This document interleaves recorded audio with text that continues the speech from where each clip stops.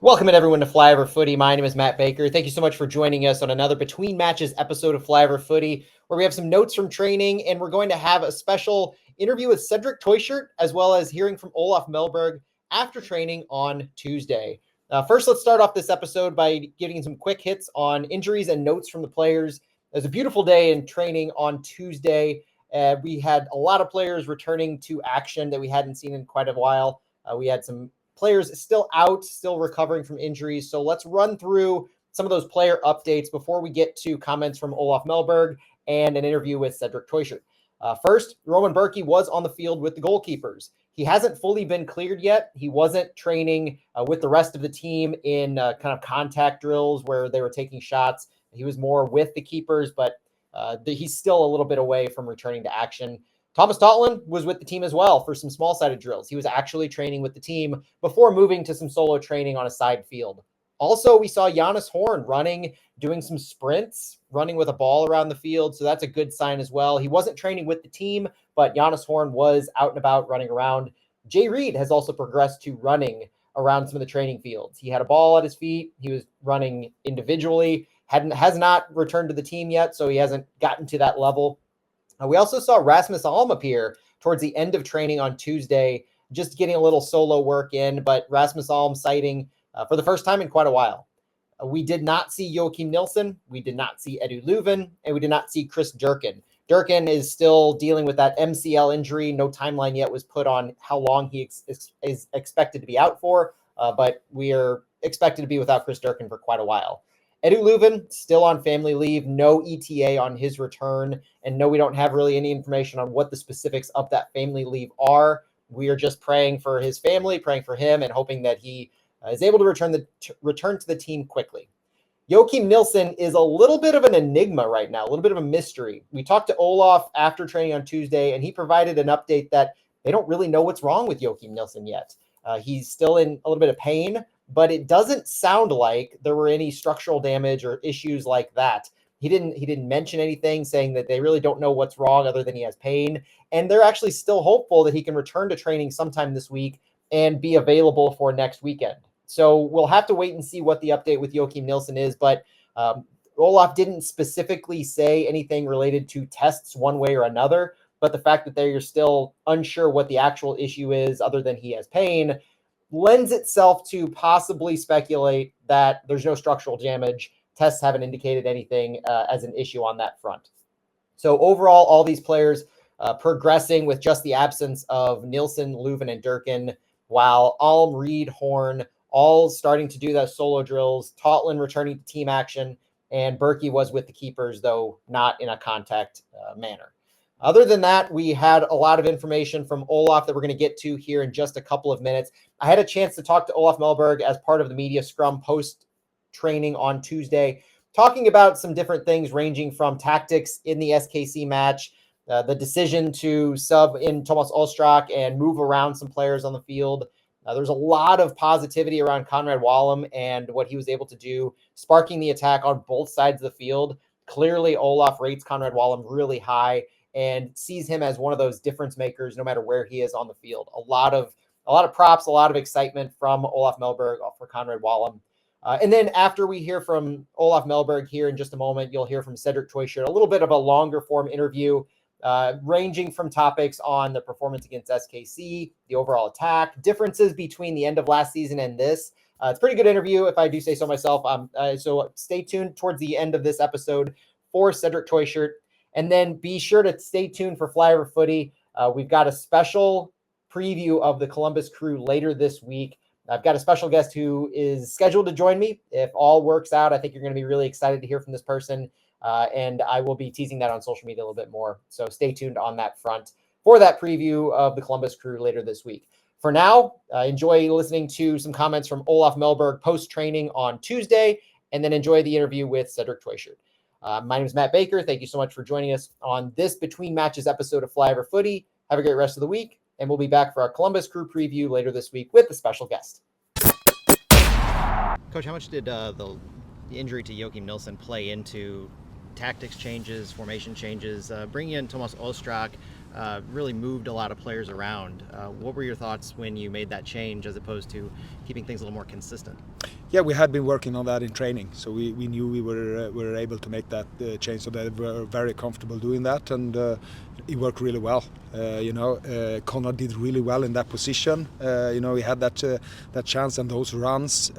So unfortunately with the injury, we were in a perfect world we would have kept Conrad in that position, but that was the change we knew we could make, a different profile in Thomas, but obviously Conrad did really well in the left wing back as well. We created much more danger on that left hand side after that change. So Conrad is a good player, and a good player can play in many positions. So it wasn't a change we tactically needed to make, but more of the personnel we had available, we had to make that change. So with that, you mentioned the strength on the left side with Conrad after he moved over to that. Most of the attack went through that left side. What are your thoughts going forward on valuing balance in the wing attack, or do you like having one side be more attacking minded than the other side? No, I like them both to be attack-minded. That also has to do with the personnel and getting the most out of the players. I thought we looked dangerous on that right-hand side with those runs from Conrad until he changed. Also, Akil had some very good chance. He had a couple of the best chances in the game actually from that right-hand side, and that was something we had been working on beforehand, and that was, working well in the game.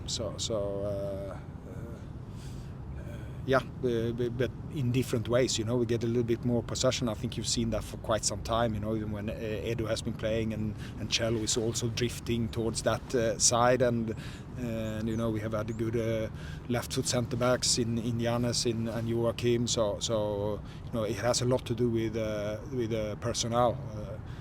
On the right hand side, we at the moment we don't have any left-footed players. Also attacking left-footed player, which also affects a little bit. We had Indy who did really well for us in that position as an option, but unfortunately we lost him. So we have to find other ways with the quality we have.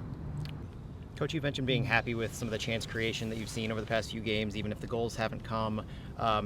In your past, you seemed a little more willing to go changing the formation, four in the back, five in the back. Has there been any thought to changing up that level of what City's showing on the field to try and spark something as far as the volume that they're producing in the attack? Yeah, I think we do that. We're in the back four sometimes. We're in the back three sometimes. That's quite fluent in our game. When we're putting pressure on the opponents, again we can be three, we can be four, we can be five sometimes. So I think with that change you mentioned before, when Joachim got injured, we're putting Thomas Ostrak like more of a number 10 on the pitch. Again from previous games also, it's trying to put the best players on the pitch at the same times. Whether they are centre backs or whether they are strikers, it's not set in stone. Cedric Teuchert, thanks for joining us on Flyover Footy. How's the body feeling, first of all? Yeah, it's good. I feel much better than the last week, so I'm happy to be back. What was it like coming on the last 10 minutes last game? Did it feel, what was the instruction coming on at that point, down 1-0?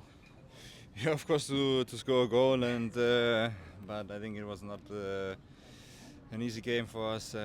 I think we was the much better team in the first 70-75 minutes, conceding the goal, and we go with a little bit risk, concede 2-0, so not the best weekend for us.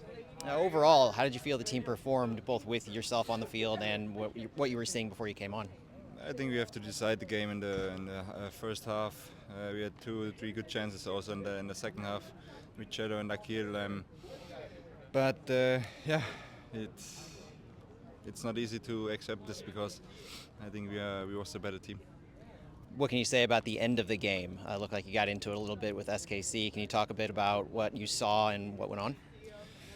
Yeah, I think it was a little bit with emotion after the game. I saw this guy to run to our fans.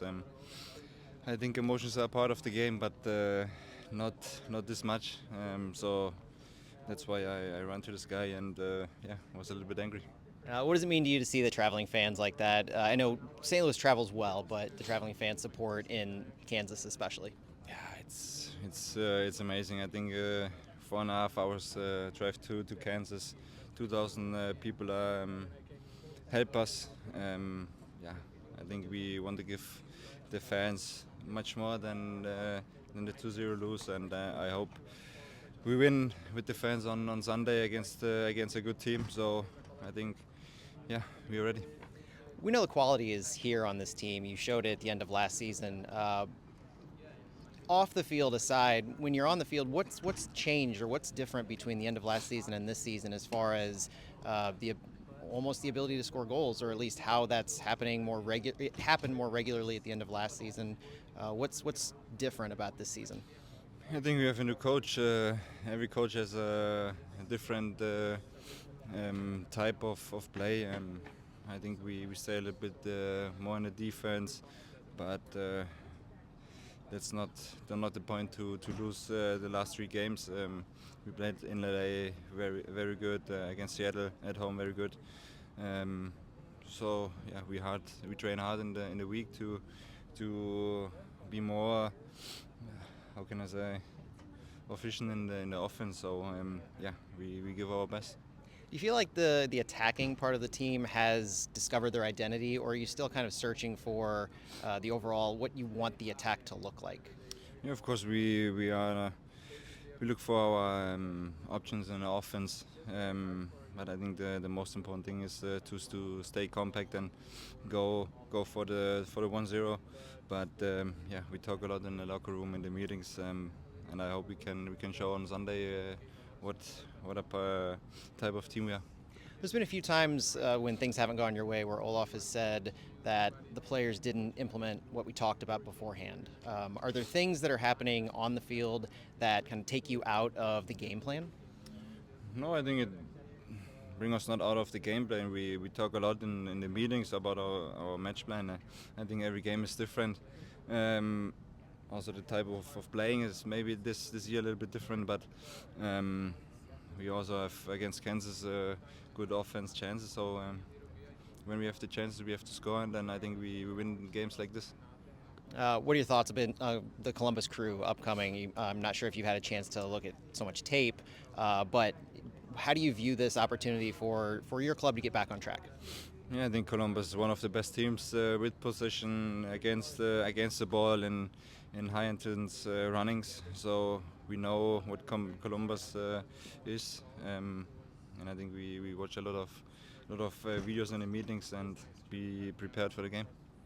As the attack for St. Louis has leveraged the wing backs a lot, how do you feel about the chemistry between the guys who are playing on the wings and yourself in the middle? Conrad Wallem, Kyle Hebert, those kinds of guys, especially with Thomas Dahlen out. Yeah, the chemistry is good. Of course, we look a little bit for options in the offense, but we are one team. We defend together. We go on the offense together, and I think at one point we score goals and win games. Of course, the last 3 games was not our best. We score 0 goals, but we know what is our plan, and we try it again on Sunday.